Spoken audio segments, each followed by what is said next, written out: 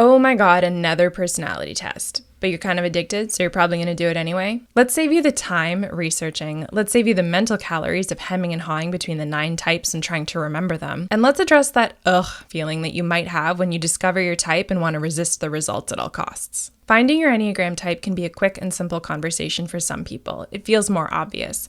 For others, it takes more time, information, and education on the other types so that you can compare and contrast yourself against them. And more contemplation if self-observation and reflection is not something you come by naturally in this life. But that's why we're doing this video. Let's talk about how to approach Enneagram information, the factors that you want to consider when you're searching for your type, and at the end of the video, I'll give you 2 credible resources that you can dig further into to help confirm your type and learn more. Let's go. The approach. There is a ton of information that you can consume, and one of the things that you might notice as you read or hear more about the types is that the Enneagram can appear to focus more on the negative qualities or characteristics. Know that this is not the intent, it's just that we tend to more easily identify with our shortcomings than we do with our successes. So please always approach the Enneagram with humility and be a good observer, not a judge of yourself or others. Being a good observer also means being realistic and not idealistic about how you'd like to be or have others perceive you. So as you take in information, be honest with yourself about those unconscious motivators and your default behaviors. This will help you get to the results faster. And be educated about tests. Free tests are free for a reason. They haven't gone through a rigorous process to be able to consider all of the factors involved in a type. And even the rigorous tests are static, meaning that they're limited in the way that they can account for the fact that you're never going to be just one thing. You're a dynamic human being. And of course, I will always encourage you to dig deeper, especially into the credible resources that I have for you at the end of the video. Enneagram factors to consider. Any great teacher will tell you that even though you might identify with a lot of the different types' distinct behaviors, it will always come back to your unconscious motivator, why you do what you do. I'll put a link in the description below to my video on the Enneagram Type's unconscious motivators because this is the biggest identifier when it comes to type. For some of us, we can definitely see where other unconscious motivators have played out in our life, likely in varying situations or circumstances, but the unconscious motivator of your dominant type is something that's enduring throughout your whole life. The motivator that wins out when push comes to shove. If you're still debating between a few numbers and their unconscious motivators, we can look at some other factors to help us in the process of elimination. One of those factors are the triads, and they tell us 2 important things. The first is our center of intelligence, meaning the way in which we take in or process and experience the world around us. So if you're a body-centered person, you may find yourself reacting or responding more viscerally to things, as opposed to someone in the Heart Triad. They're trying to process things through their emotions and their feelings first.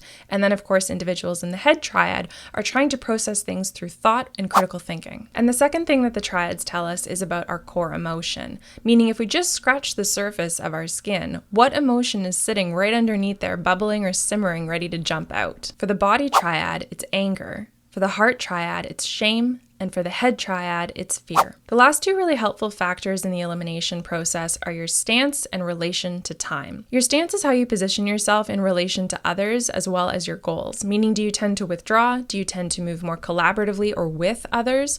Or do you go directly toward others and what you want? And your relation to time asks you what and where your thoughts tend to drift towards, or even ruminate on, the past, the present, or the future. And you see both of these things represented in one visual because it just so happens that the numbers corresponding to both factors are the exact same. Like I said, this can be a really helpful factor in the process of elimination because we've narrowed it down to 3 fairly quickly. So unconscious motivators are always going to be your number 1 factor. Come back to this when you're trying to piece things together. Then consider things like triads, stances, and relation to time. If you're finding this helpful and it's given you a little bit more clarity as you search for your type, please take a second to tap the like button and subscribe to the channel, and then keep binging other videos and stay curious as you discover your Enneagram type. Credible resources.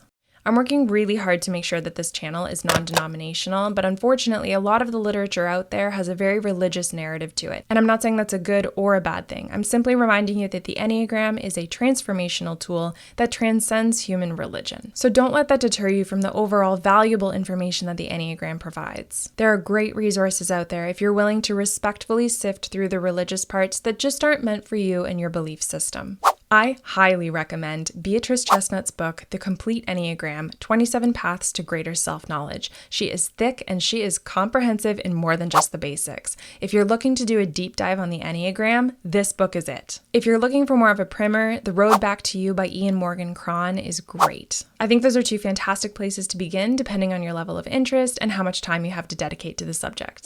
Now for the ugh moment, when you discover your type and cringe as you read the descriptors.